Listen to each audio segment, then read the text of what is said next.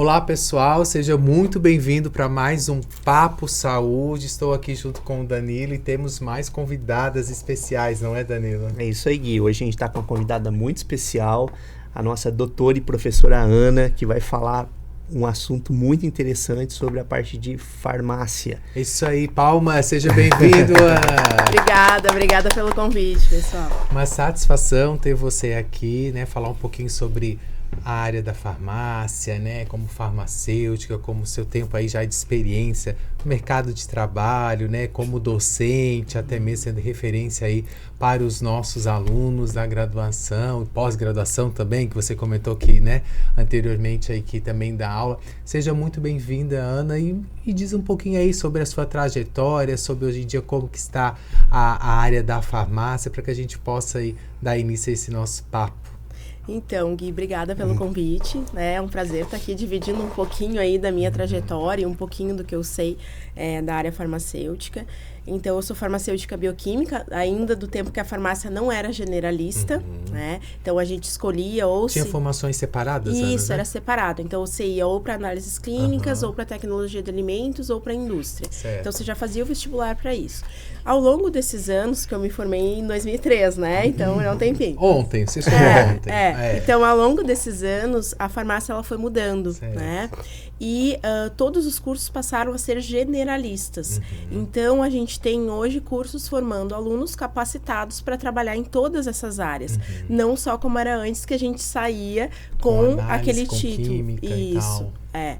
Então, todos os cursos são generalistas e a gente tem aí uma vasta lista, né, de áreas em que o farmacêutico pode atuar. E essa lista só vem aumentando, né? Então, aquela ideia de, o farmacêutico é aquele que fica lá na farmácia, que só trabalha em farmácia ou no laboratório. Não, né? A gente tem muitos campos novos que estão surgindo com a tecnologia também e abrindo aí portas para os nossos alunos.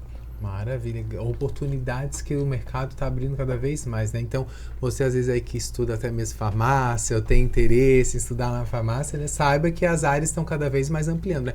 E se a gente for pensar, diga, Danilo. Não, eu ia falar para ela falar um pouquinho do currículo dela, porque é bem vasto, né? Então, acho legal o pessoal entender com quem que a gente está falando aqui hoje.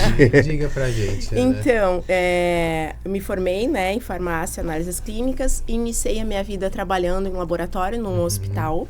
Depois disso, eu trabalhei um tempo em farmácia comercial, farmácia de manipulação. E aí passei num concurso para ser coordenadora da assistência farmacêutica no SUS, que foi uma experiência muito válida para mim. Por quê? Na graduação, a gente faz um estágio no SUS, mas é um estágio breve. A gente não tem esse tempo longo de entender como todo esse sistema funciona, né? E lá eu pude entender como que é a participação do governo federal, do governo estadual, do município, né? A questão dos pacientes que precisam de medicamentos muito caros, né? Que tem a judicialização desses medicamentos. O nosso papel como farmacêutico acompanhando esses pacientes, por exemplo, transplantados, né? Ou que têm doenças raras. Então, assim, a gente tem um papel muito importante, porque a gente que faz todo esse protocolo, todos esses processos, acompanhamentos, né? Ter ali a disponibilidade de medicamentos para os pacientes retirarem de forma gratuita. Isso é nosso papel também, dentro da organização, participando aí, né, das listas que vão para licitações. Então, foi uma experiência muito boa, assim, né? Eu falo com muita alegria dessa época. E foi nessa época que eu me descobri como docente. Olha que assim, muito interessante. Por quê? Porque eu comecei a fazer palestras para as pessoas que participavam de grupos daquela unidade que era do SUS, né? Então, assim, eu fazia grupos de diabéticos, grupos de hipertensos, e aí eu ia lá falar de medicamentos, eu ia lá falar como guardar os medicamentos, como descartar os medicamentos, como aplicar a insulina, enfim, as interações. E aí eu comecei, é isso aqui que é a minha vida. É isso que eu gosto. Eu nasci para falar, aqui é meu lugar, né? E aí eu pensei, não, eu vou voltar para a universidade, vou fazer meu mestrado, doutorado, porque é isso aqui que eu gosto, né? Eu gosto muito da área da farmácia, mas eu gosto de falar sobre a farmácia, né? Então, a minha trajetória é mais ou menos essa. Ah, que legal. Então, hoje está no lugar certo, né? Vai falar bastante. Eu, particularmente, já conheço a Ana há alguns anos, né, Ana? Já atuando aí na parceria, na universidade, enfim. E isso aí do seu potencial, seu diferencial aí em sala de aula, com os alunos, sempre brilhantando aí cada vez mais a nossa formação, né? Mas aqui, a gente tem vários assuntos aqui em pauta, tá? Pra gente conversar ao nosso papo. Vamos começar também a falar sobre farmácia escola, Ana. A gente tem uma farmácia escola aqui na universidade. Como que funciona? Quais atividades são desenvolvidas ali? Diga pra gente aí. Então, é uma honra, né, estar numa instituição com uma farmácia escola. Por Não quê? são todas as universidades que têm isso, né? Por isso que eu falo que é uma honra, né? Porque não são todas as instituições, são poucas, se a gente for ver aí ao longo do país, que tem uma farmácia escola disponível para os alunos, né? E foi, eu acho que com muita alegria, acredito que para o Guilherme também, Sem que a dúvida. gente inaugurou essa farmácia Sem escola, dúvida. né? E hoje a gente tem ela ali, eu vou explicar um pouquinho como que ela funciona, perfeito. né? Então, essa farmácia escola, na verdade, o que ela é? Ela é uma farmácia da Prefeitura de Palhoça, né? Então, os medicamentos que estão ali disponibilizados, eles são medicamentos que são adquiridos aí com recursos, ou da Prefeitura, do Estado, enfim, nessas bipartições, né, de participações aí das esferas do governo. E as pessoas que podem retirar os medicamentos ali, em geral, são pessoas que já têm um cadastro na prefeitura, né? Lá na farmácia, enfim, já consultam, já têm aí as suas receitas, retiram todo mês seus medicamentos. Mas ela também atende todos aqueles pacientes que consultam ali no CIS e que fazem acompanhamento no CIS. Então, vamos pensar assim, um morador que é de Palhoça, de repente faz o uso contínuo de alguma medicação. Ele pode vir ali na Unisul, aqui na Pedra Branca, no CIS, retirar o seu medicamento que consome no mês ali dele, é isso? Pode, porque é uma farmácia municipal, né? Que está dentro da universidade. Que está dentro da universidade. Perfeito. Então, ela iniciou dessa parceria de município-universidade, né? E isso é muito válido. Por quê? Porque isso favorece a comunidade, né? A comunidade que a gente tem aí, eu acho, são mais de 1.000 consultas. É um número muito grande, não lembro de cabeça, né? Que acontecem ali no CIS e todas as pessoas tinham que sair daqui e se deslocar até onde era a farmácia municipal para pegar esses medicamentos ou teriam que gastar, comprar, enfim. Se a gente for pensar, né, no contexto da integração da saúde, né, é perfeito. Porque o paciente, né, vem ali, faz a sua consulta, o seu atendimento, de repente já tem uma receita, já passa ali na farmácia, já vai direto para sua casa, né? Não precisa estar se deslocando, né? Acaba centralizando ali, né, integrando as áreas, né? Porque acaba integrando várias formações, né? Farmácia, medicina, enfermagem, todas ali dentro do centro integrado, né? E sem dúvida oportunizando para a comunidade aí o acesso, né? E eu queria fazer uma pergunta. Qual é o público específico que pode retirar essa medicação ali? Ou é qualquer cidadão, contribuinte? Ele precisa ter uma receita. Porque como que funciona? Independente se é aqui na Palhoça ou em qualquer outra cidade do Brasil, né? Essa legislação. Ele precisa ter uma receita. Né? Não vai sair nenhum medicamento gratuito de uma farmácia municipal ou a âmbito estadual sem ele ter uma prescrição. Porque senão ficaria muito fácil. As pessoas iam chegar e iam querer uma quantidade. Nada, né? Então, ele precisa ter uma prescrição. Aquela prescrição precisa estar dentro das normas, né? Ter ali o carimbo do médico, ter a data. E aí vem aquela questão, se é um medicamento controlado, ter as 2 vias. Tem que seguir toda a legislação da prescrição. Mas não existe tipo um público com uma renda inferior a tanto, ou assalariado, não. Qualquer pessoa comum que tiver uma receita na mão pode ali ir retirar a medicação. Porque o acesso aos medicamentos, lá na lei do SUS, né, ele é universal. Então, independente se você tem condições de comprar ou não, o governo faz essa participação de entregar. Só que o que acontece? A gente tem uma lista de medicamentos que fazem parte, né, dessa entrega universal. Então, medicamentos que estão fora dessa lista não vão ter ali para o paciente retirar. Né? E essa lista, ela é passada para todos os atendimentos, os médicos, clínicos, enfim, que atendem, eles já sabem, né, que existe essa lista, que é nacional, e que quais são os medicamentos contemplados ali que tem nessas farmácias. E aí a gente tem o RENAME, que é essa lista, e o REMUME. O que é o REMUME? É a lista municipal. Então, os municípios, eles têm essa capacidade de dar uma alterada nessa lista, adaptando para a sua realidade, né? Porque, por exemplo, aqui no Sul, a gente tem um inverno com muitas infecções respiratórias.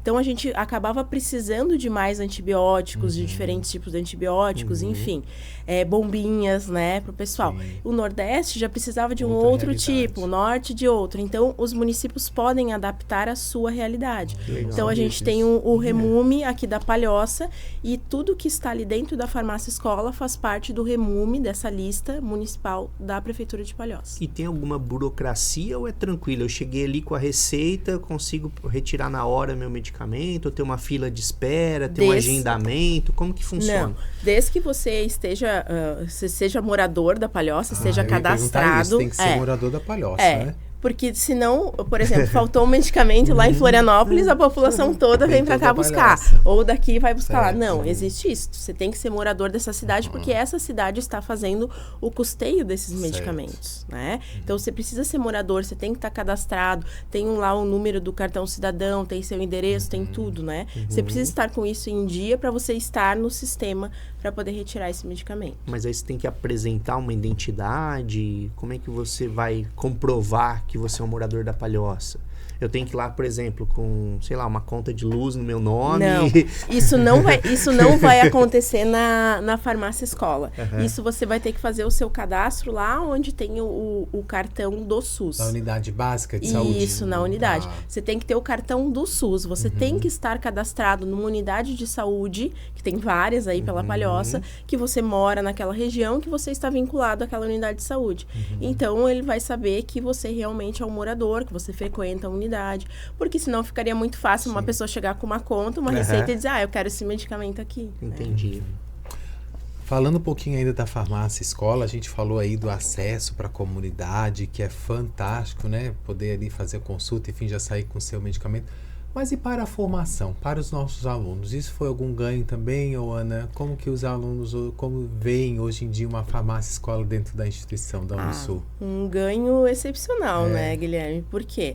Porque eles estão aqui dentro, eles vão para o campo de estágio, então eles entram ali na farmácia escola, eles fazem o atendimento a essa população, eles acompanham a farmacêutica, eles entendem como funcionam essas listas do REMUME, né? Como o movimento ainda não está tão grande, porque o horário de funcionamento da farmácia escola é das 7 a 1. E muitas pessoas ainda não sabem que a farmácia está ali disponível. A gente precisa divulgar isso, né? Então você está acompanhando aí o nosso Papo Saúde, que mora aqui, próximo da Unisul, na Pedra Branca ou na Palhoça. Agora você sabe que tem uma farmácia escola aqui dentro da Unisul, que você pode vir retirar seu medicamento. Né? Exatamente. E para os alunos foi assim, o feedback que a gente tem deles é excepcional, porque eles conseguem acompanhar toda a rotina, né? Toda a logística. O paciente saiu dali, muitas vezes ele já relata o que ele veio fazer, né? A clínica, ele já pega a receita. Já tem uma interação maior, Exatamente. E vai lembrar que tem farmacêutico ali, né? Direto, isso, né, Ana? Isso, tem a farmacêutica que é da Prefeitura de Palhoça. Ela fica ali todo esse período, então todos os alunos que estão ali estão acompanhados pela farmacêutica, né? Então, eles colocam a mão na massa mesmo, né? Atendem as pessoas, enfim, mas ela acompanha todo esse trabalho. Né? Que bacana. Então, está sendo muito legal. Os alunos têm gostado muito. Que bom, né? Ter essa oportunidade dentro da universidade mesmo é um ganho muito grande, praticamente um estágio, né? É um estágio. É uma experiência que depois o aluno sai muito mais preparado para o mercado, né? Com certeza.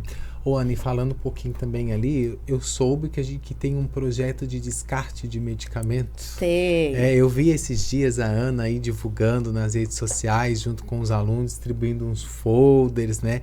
Explicando sobre o descarte de medicamento.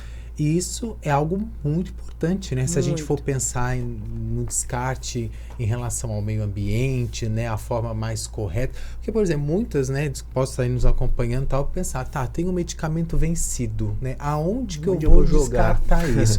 Vou descartar no meu lixo da cozinha, no meu lixo do banheiro, né? Aonde que eu vou colocar esse medicamento vencido, pensando no contexto de meio ambiente, às vezes medicamento em líquido, né? Enfim. Explica um pouquinho aí pra gente, Ana. Esse projeto é muito legal porque ele vem para uma área que a gente não tem praticamente legislação. Né? O que a gente tem de legislação que rege o descarte de medicamento? Um decreto que foi feito lá em 2020, que estabelecia que os municípios com mais de 500 mil habitantes, as farmácias deveriam ter aqueles coletores. Sei. Né? E para 2025, as cidades com menos de 100 mil habitantes também teriam que ter esses coletores. Só que a legislação, ela não fala nada do tratamento desses medicamentos quando liberados no esgoto. Né? Então, ela traz, precisa ter os descartes, mas e o resto? Será que todo mundo vai descartar certo depois que esses coletores estiverem aí disponíveis? O que acontece hoje, né? A gente tem o descarte, muitas vezes, no vaso, né? Ou na pia, quando é líquido, né? E esses medicamentos vão para o esgoto. E qual que é o problema? O tratamento de esgoto, ele não neutraliza esses produtos químicos. Ele somente lança o cloro, que mata os micro-organismos. Não existe uma política, uma legislação hoje para neutralizar as substâncias químicas dos medicamentos que estão presentes na água.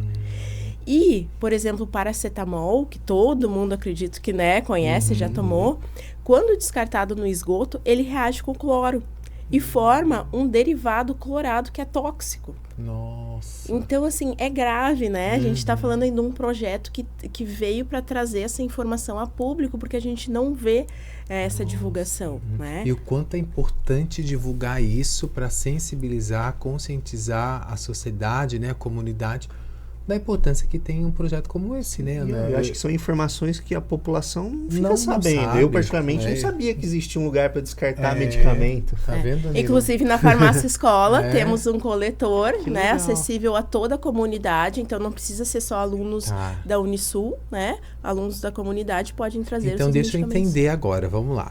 Eu tenho medicamento vencido em casa, eu posso vir aqui na Unisul da Pedra Branca, na farmácia escola, que ali vai ter um coletor para eu descartar de forma correta. E eu sei que esse medicamento vai com o destino correto. Exatamente. Maravilha. E o que é importante a gente falar? A gente não deve retirar os medicamentos da sua embalagem primária. O que é a embalagem primária? Os blisters, né? Onde estão lá as cápsulas, os comprimidos. Se é um líquido, por exemplo, você tomou lá o xarope e o xarope venceu, né? Você não vai, agora já entendeu que não pode mais, né? Largar na pia. O que você vai fazer? Você vai trazer o frasco. Por quê? Porque esses resíduos que vão nos coletores, eles são recolhidos por empresas que são especializadas em neutralizar esses medicamentos. Então, elas precisam saber que medicamento que é. Se você vem ali e só larga a cápsula dentro, como é que ela vai saber o que é? Então, eu preciso deixar no blister, porque no blister tem um nome. Então, deixa na embalagem normal ali, só vem ali e coloca no descarte. No descarte. Então, o que você faz? Você tira a caixinha de papel, certo, tira a bula, isso vai para o reciclável, e o que está dentro, né, na sua embalagem primária, seja o xarope, por exemplo, uma pomada, você usou uma pomada e sobrou a pomada, né? O que vai fazer? Vai trazer no tubinho, né? Então, o pessoal um tempo atrás tirava, botava no lixo, botava num saquinho, já vi isso, tá? E vinha colocar no coletor. Colocar tudo junto ali. Aí você falou referente à pomada. Aí pensei em uma coisa aqui. Se eu acabei, usei toda a pomada, o produto em si, a embalagem eu posso jogar no lixo? Sim. Se não tem mais medicamento ali dentro, você pode jogar no lixo. Lixo da mesma coisa, por exemplo, um xarope, ou tem muitos antibióticos de crianças que vêm em vidros, né? Então, acabou o antibiótico, pode jogar o vidro lá no descarte de vidros. Entendi. Ana, e eu fiquei aqui, né, falando do projeto, do descarte, eu fiquei aqui pensando, né, o quanto que, às vezes, ações pequenas que nós realizamos faz a diferença na preservação, no meio ambiente, né?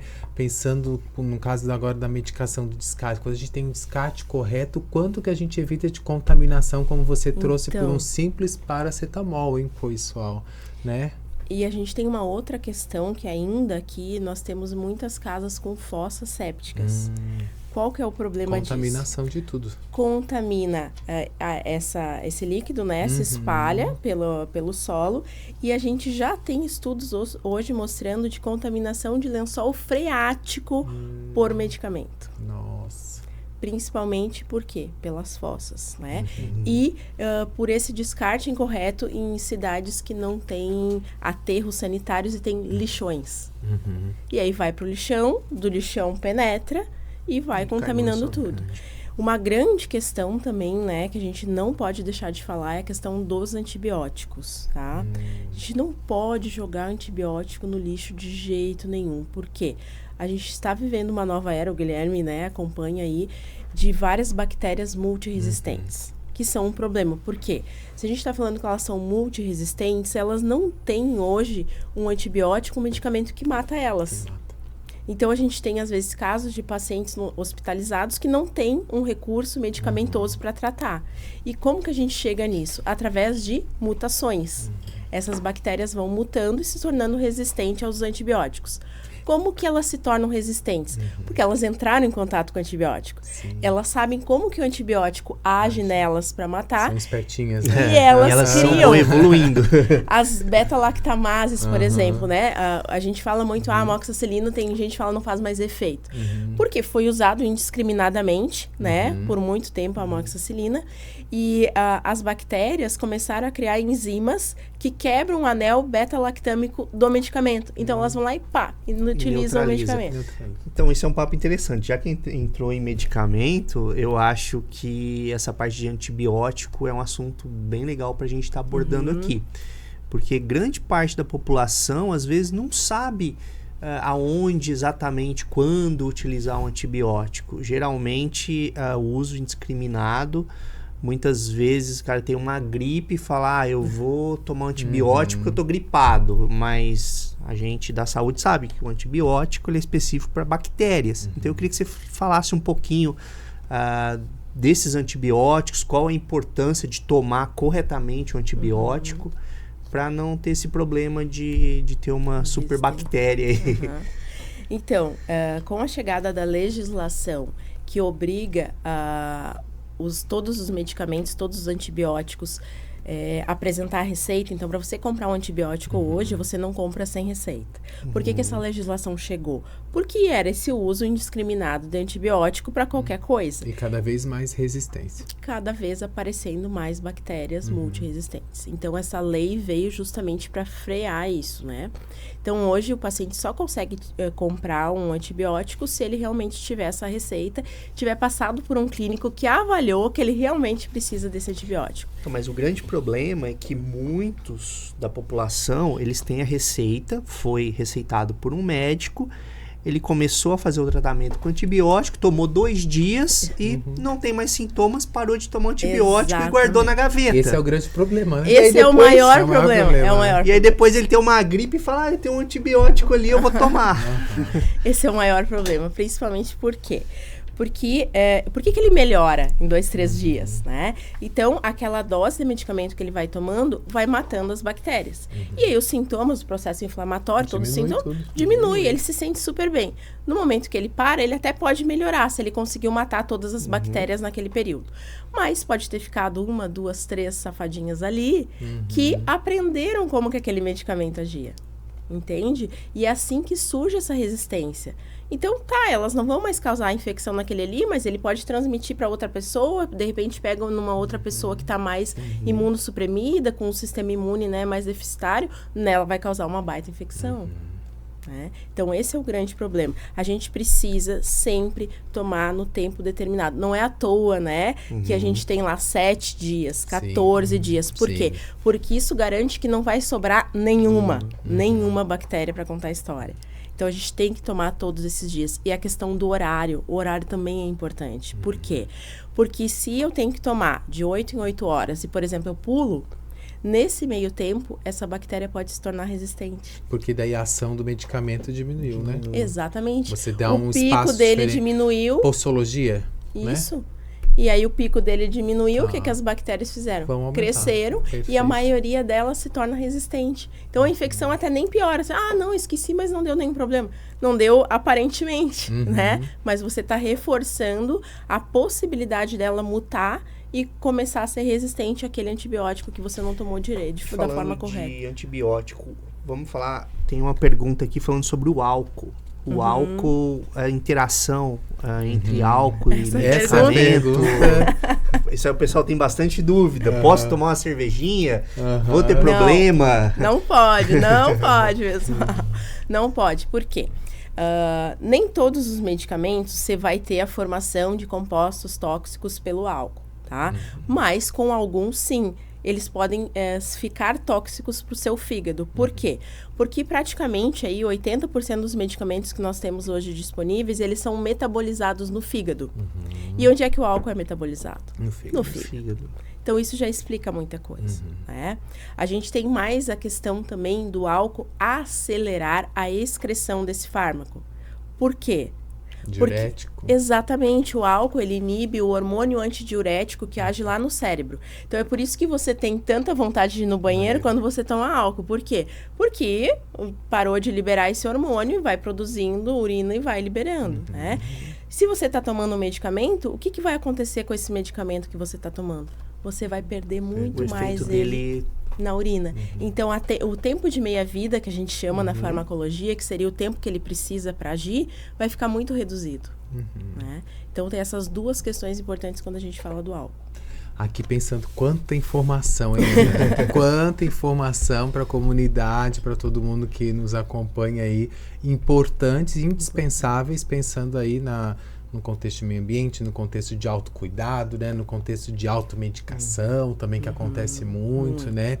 Enfim, mas dentro do Papo Saúde, Ana, a gente tem um quadro que a gente chama de mitos e verdades, tá?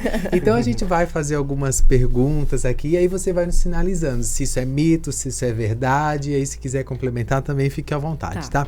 Então aqui, primeiro, posso ir lá, Danilo? Pode ir lá. Então lá, medicamentos vencidos ainda podem ser utilizados se estiverem em boas condições? Como que você sabe que o medicamento está em boas condições? Isso já responde, né? Ou seja, se está vencido, gente, você leva para o descarte ali na farmácia escola que dá o Unissul da Pedra Branca, né? Pronto, resolvi. Vai lá, Danilo. Tem uma pergunta aqui, ó. É verdade que tomar antibiótico por conta própria pode fazer o corpo criar resistência às bactérias? Essa eu adoro. Essa eu adoro. O que acontece? Isso é um erro conceitual, porque as pessoas acreditam, ela tomou amoxicilina e a amoxicilina não fez efeito para ela, né? Aí ela diz, eu sou resistente à amoxicilina. A amoxicilina não faz efeito para mim.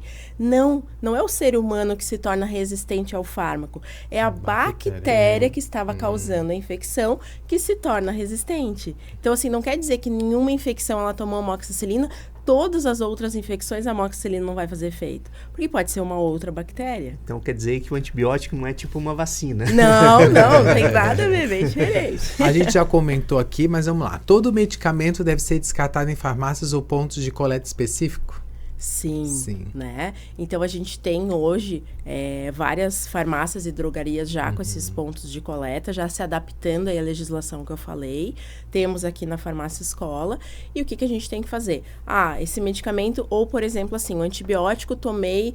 Porque o que ainda acontece? Às vezes a gente vai comprar, eu preciso tomar 21 dias, só tem caixa com 24. Sim. E aí sobrou 3, né? O que eu tenho que fazer? Eu tenho que descartar o que sobrou. Não é para eu ficar com aqueles 3 em casa, guardando se um dia eu precisar tomar 3, porque tá errado, né? Então, tanto os medicamentos vencidos quanto os medicamentos que sobraram de algum tratamento, eu tenho que guardar em um lugar, né, que não fique aí acesso a criança, animais, e quando eu puder levar a um local desses de descarte e lembrando sempre na sua estrutura primária, né? Com o blister, com o vidro, com o blister da pomada, né? Que é importante para a empresa saber o que é. Perfeito. Tem uma pergunta aqui, ó. Deixar medicamento na geladeira aumenta a vida útil dele? Jamais, jamais, Bota né? no congelador. Jamais, isso é bem importante, porque as pessoas acham que se colocar na geladeira, esse medicamento não vai estragar. Pelo contrário, a maioria dos medicamentos que não são de geladeira, eles não podem ir para a geladeira. Porque a temperatura ideal para que aquele fármaco faça efeito é de 15 a 30 graus. E aí você coloca na geladeira que é 2 a 8, provavelmente você vai diminuir a vida do princípio ativo. Né? Então, parte daí. Bom, e os que são de geladeira, né? Os que são aí termolabs, que a gente chama de... que tem que ser conservados de 2 a 8. A gente tem que guardar na prateleira do meio da geladeira. Nunca na porta. E nunca lá nas verduras e nunca próximo ao congelador. Para ele manter a temperatura, Ana? Exato, porque a porta você abre, às vezes deixa um tempo aberto, fecha de novo. Tem variação de temperatura na porta. Lá embaixo, onde ficam as verduras, você não garante que lá realmente fique dentro dessa temperatura, porque está muito longe de onde vem a refrigeração. E próximo do congelador, hoje a gente já tem as geladeiras que o congelador é separado. Mas eles ainda têm aquele compartimento extra frio. Então ali não é lugar de guardar, porque ali em geral fica muito baixa temperatura e os medicamentos podem formar cristais quando está muito gelado, pequenos cristalzinhos de gelo. Isso também inativa o medicamento. Perfeito. Então sempre no meio da geladeira. Não sabia. Mito e verdade, os medicamentos nas caixas pretas são os mais perigosos? São, porque são medicamentos que agem no sistema nervoso central, né? Mas são e não... Assim, a gente tem alguns que são tarja vermelha. Tem outros que também são perigosos, né? Também são perigosos. Então, assim, se você tomar com uma indicação certa, da forma correta, eles não vão ser perigosos. Então, essa pergunta é meio, né? É polêmica. Por quê? Porque você pode ter um medicamento que não tem tarja, por exemplo, e você toma da forma errada e ele vai te causar um baita dano, né? Tomar um paracetamol discriminadamente. O paracetamol tem falência hepática, né? Então, assim, a pessoa fica tomando paracetamol, e é um medicamento de venda livre. Antibiótico pode ser usado para tratar qualquer infecção? Depende. Por quê?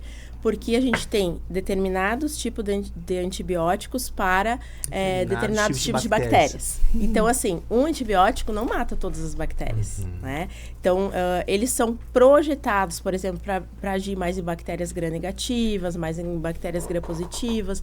A gente tem alguns medicamentos que ainda estão em fase de teste para tentar agir nessas multiresistentes. Então, assim, a indústria farmacêutica está aí dedicadíssima, né? Porque é uma revolução se conseguir um novo antibiótico para isso. Então, os antibióticos agem nas bactérias, mas a gente tem tipos específicos para bactérias específicas. Ana, nosso papo muito bacana. Já acabou. Muito gostoso. Já acabou. Quando é bom, passa rápido, né? Muito rápido. Então, aqui fica o nosso agradecimento pela sua presença, pela sua disponibilidade de estar aqui conosco conversando. Uma lembrança para que você possa sempre lembrar aí do Papo Saúde, tomar o seu café, tomar seu chá, o seu medicamento, enfim, né? E acompanhar o nosso Papo Saúde aí. Deixamos aí o microfone aberto para que você possa se despedir e deixar uma palavra aí de encerramento, viu?